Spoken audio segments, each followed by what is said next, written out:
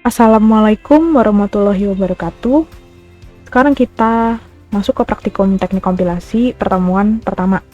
Di pertemuan pertama ini, kita akan belajar tentang analisa leksikal. Sebelumnya, kakak ingin menjelaskan dulu sedikit tentang teknik kompilasi. Jadi, teknik kompilasi itu adalah teknik dalam melakukan pembacaan program yang ditulis ke bahasa sumber, lalu diterjemahkan ke dalam bahasa lain, yang disebut dengan bahasa sasaran. Proses penerjemahan yang dilakukan ini itu disebutnya proses kompilasi atau compiling. Dan yang melakukan kompilasi itu sendiri disebut dengan kompilator atau bahasa Inggrisnya compiler. Nah, kakak akan mereview sedikit perbedaan antara compiler sama interpreter.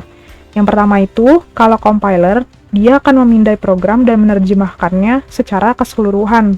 Sedangkan kalau interpreter itu menerjemahkannya satu persatu. Jadi, lebih bagusan interpreter di sini karena interpreter itu dengan menerjemahkan satu persatu dia bisa mencari di mana letak kesalahan dari program yang kita buat. Jadi mesin itu bisa tahu kesalahan itu terletak di baris berapa biasanya. Sedangkan kalau compiler itu dia nggak bisa ngasih tahu kesalahannya di line berapa. Terus perbedaan yang kedua itu, kalau compiler dia membutuhkan waktu lebih banyak untuk menganalisis kode, tapi secara keseluruhan waktu runningnya itu menjadi lebih cepat. Sedangkan kalau interpreter itu kebalikannya. Jadi waktunya lebih sedikit untuk menganalisis kode, tapi waktu eksekusinya jadi lebih lambat. Terus yang ketiga, kalau compiler itu dia akan menghasilkan kode objek menengah yang membutuhkan lebih banyak memori. Jadi kalau misalkan kode program kita itu lebih kompleks, itu biasanya compiler akan membutuhkan waktu lebih lama dan membutuhkan memori yang lebih besar dalam melakukan compiling itu sendiri. Sedangkan kalau interpreter itu, dia memorinya akan menjadi lebih efisien gitu. Terus selanjutnya, kalau compiler, itu dia akan menghasilkan pesan kesalahan hanya setelah memindai seluruh program. Itu yang kakak jelasin tadi di poin 1. Sedangkan kalau interpreter, dia akan menerjemahkan program sampai kesalahan pertama terpenuhi. Nah, contoh dari bahasa yang menggunakan compiler itu contohnya Pascal, C++, Basic, Fortran, Visual Basic, Visual C Sharp, sama Java. Sedangkan kalau yang pakai interpreter itu ada Perl, Python, Ruby, sama MATLAB. Nah, terus proses kompilasi ini itu bisa dilihat pada gambar. Jadi pertama, program sumber itu akan dimasukkan ke dalam kompilator. Jadi oleh kompilator akan dilakukan analisa. Analisanya itu terdiri dari 3. Yang pertama itu analisa leksikal, terus dilakukan analisa sintaks, dan yang terakhir itu dilakukan analisa semantik. Dan setelah dilakukan analisa, maka kode program sumber itu akan dibentuk lagi menjadi kode baru yang kemudian dioptimalkan, baru akan muncul lagi program sasaran. Oke, sekarang kita masuk ke analisa leksikal.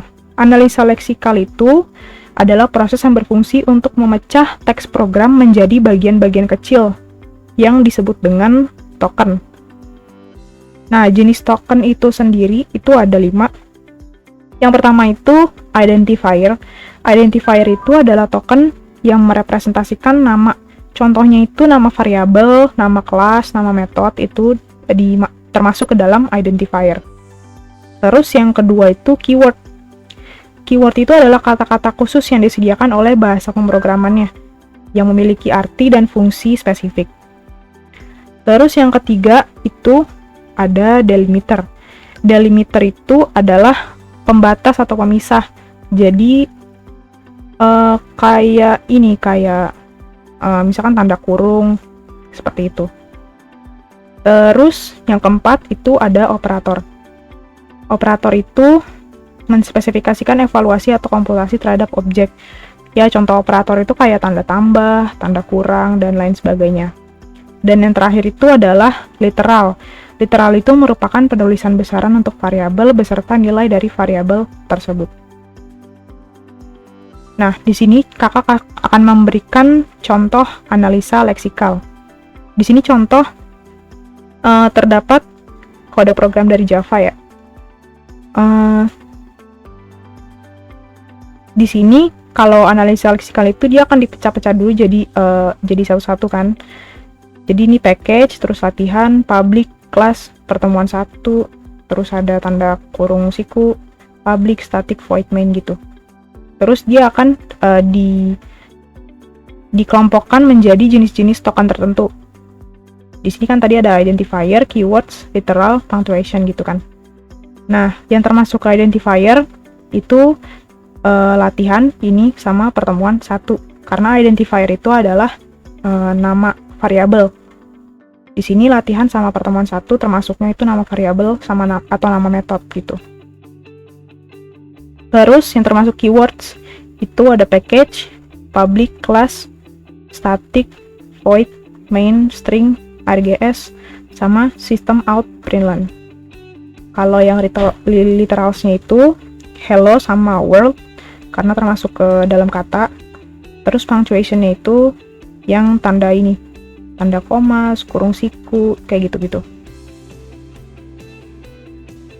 Oke, sekian penjelasan dari materi teknik kompilasi pertemuan 1.